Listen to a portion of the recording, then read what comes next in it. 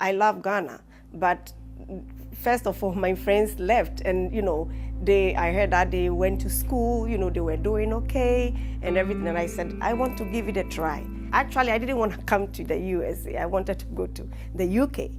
But my uncle came, there was a DV lottery, and I won, and I came here.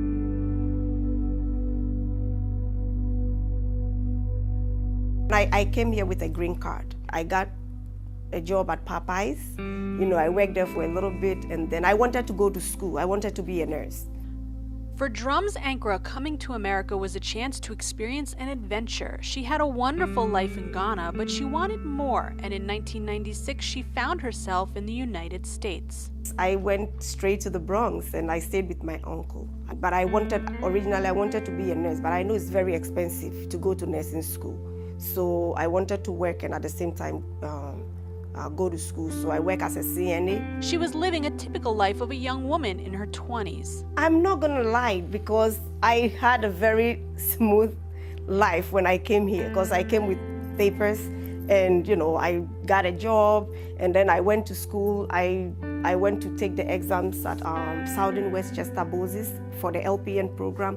I passed. And like most young adults starting their lives, she met a man and fell in love. He saw me at my cousin's house and he was interested. He said, let's get married. Before getting married, Drums had visions that maybe this was not the right man for her, but she moved forward with her marriage and life was okay. She moved to Poughkeepsie and had a daughter. He wasn't a rude person, very humble and down to earth.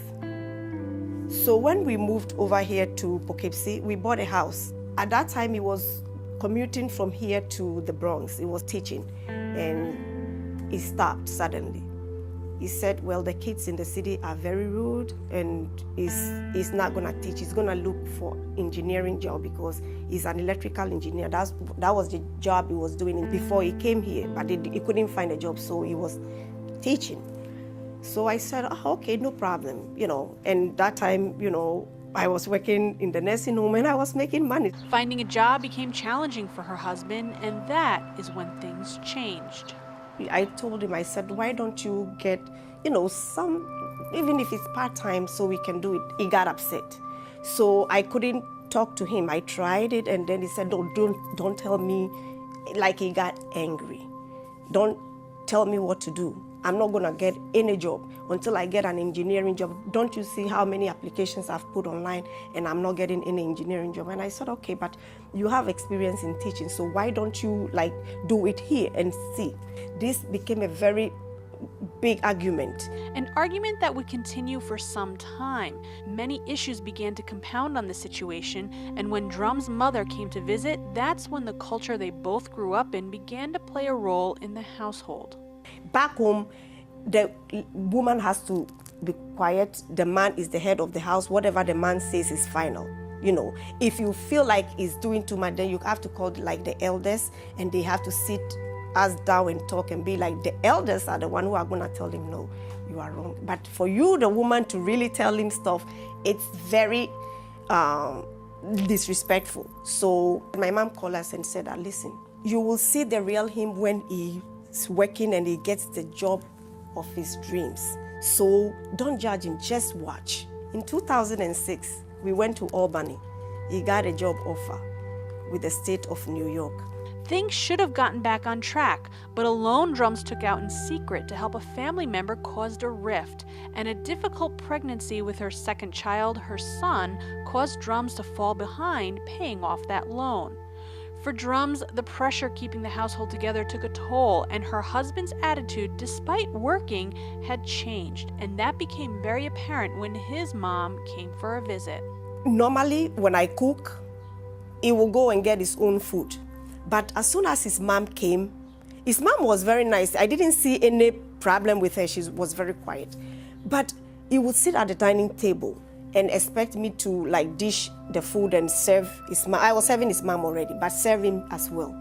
I did not take it any serious because I'm thinking, he wants to show to his mom that is, so I'm gonna give that respect. But when his mom leaves, we're gonna go back to the way we were. So I kind of know our culture. So But all of a sudden, he would call me stupid. And at that time, it was time for his mom to go back to Ghana. So his mom left. It didn't go back to normal. The verbal abuse, calling me stupid in front of my daughter. Now he was getting physically aggressive. Like, he didn't put his hands on me, but he would come at me.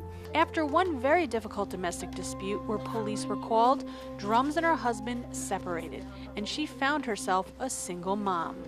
I kind of got fearful for my life, so I moved out with the children.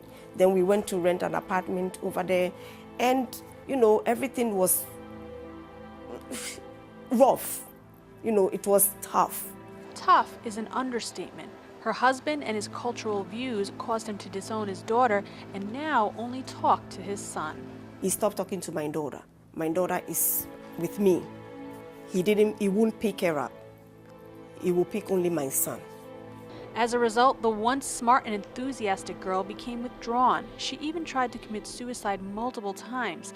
And as a result, Drums needs to keep an eye on her daughter 24/7, which affects her ability to work full-time. He's paying child support, but it's $1,000 a month. $1,000 a month is not even going to pay my rent. I have to feed these children. My bank account went down. You see my telephone is not working right now. I had a job, but I couldn't work because I couldn't leave my daughter. So now I'm sitting here and I'm like, okay, what am I going to do? What else am I going to do to survive? I'm discouraged, very discouraged. I feel like I'm a failure, and I feel like this is not going to end. Although I know God is there, I don't know. I really don't know how to explain it, but I feel numb. I'm walking, but I don't know whether I'm floating or whether I'm living or whether my brain is the one, doing everything. I don't know how I'm surviving. I have to cling to God for everything. Sometimes I don't even know how we eat. I just paid my June's rent. I haven't paid my July rent. How I'm gonna pay it, I don't know. August is coming, so I don't know how to explain this. But in the midst of this sorrow and hardship, there's one thing that Drums can explain and wants people to know about her feelings on divorce. Divorce is a family destroyer. It is evil. The Bible says God hates divorce. Before I didn't understand. I'm like, what is it? But now I understand, because emotionally it touches family. It leaves a scar that is unexplainable. Such a scar that it has tested her faith in the God that she knows loves her. I was crying. Hysterically, writing the check for the church, because I raised up the thing. I'm like, God, I haven't paid. I started telling him the stuff that I haven't paid, because I haven't paid my telephone, I haven't paid. And I said a whole lot of stuff that I haven't done, but then I dropped it. Drums says that act brought forth a turning point in her heart. You wouldn't believe what miracle came out of it. That very week, do you know that one employer that I worked for, the labor board went to investigate, and they saw that they were owing some of the employees money, and it was $1,200, and they sent it to me that very week. God is a miracle-working God, and He will never leave us or forsake us. I have to listen more to God. That is why even right now, before I make a move or do something, I pray, because I don't want to even make a step without God saying do it or don't do that, because of the consequences that, I have faced, or the things that I'm going through.